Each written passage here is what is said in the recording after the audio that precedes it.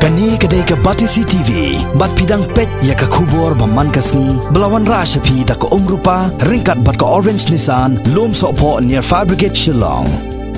New Nissan Kicks.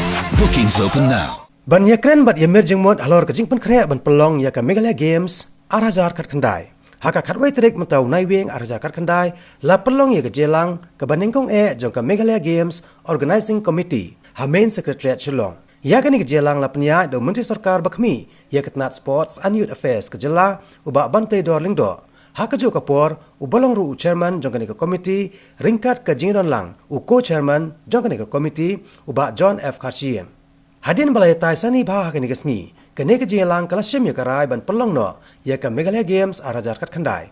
Nadu ke khanreu hadu ke arpoi terek jong benai no pra mentahi usnam arajar kat kandai. Ha kini ke lempung kindon karsau tuli kijat jele akai. Kiba kentop ya kaya kop siat kenam, kaya kop jengi, kiwe de ki jengi lekai kilan med ne ki athletics, ke badminton, basketball, boxing, karate, shooting, table tennis, taekwondo, tennis, wushu, bat ke judo. Kedai ke sin ke ba hadin kat license ye niok ban pelong biang ye ka Meghalaya Game hadin kat license ke gap. Kejing pelong jongi ke Meghalaya Game kalong na ka benta ke si benta kalong bangin pengkrek na ka benta ka national game, but kebaar de ke semudai nak kalian juga government, but kumju nak kalian ke Meghalaya State Olympic Association, bagin kondok kum gini ki tournament, kenang bagin laban say, ya ke sub ya ke talent bagi kena jungi kita nak bawa jelah.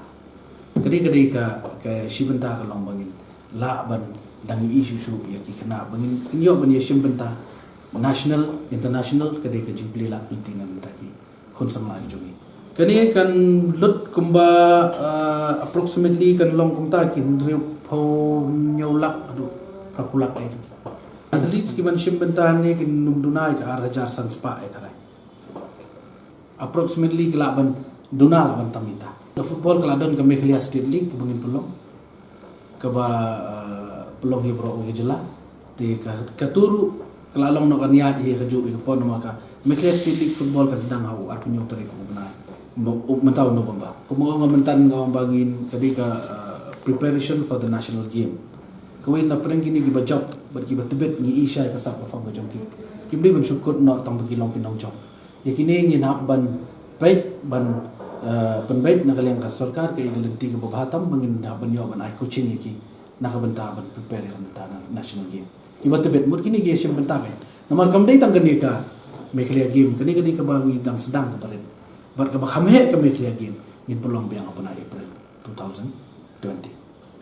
Kikam ke baka sarkar no ngipi kala tre syak kam syong that ado manta. But yakini ki benta ki wedai but ki construction kini kita nya try na do benai December tata PNCE bangin sedang ban call tender. Especially for construction upgradation for the stadium, indoor stadium in different part of the state.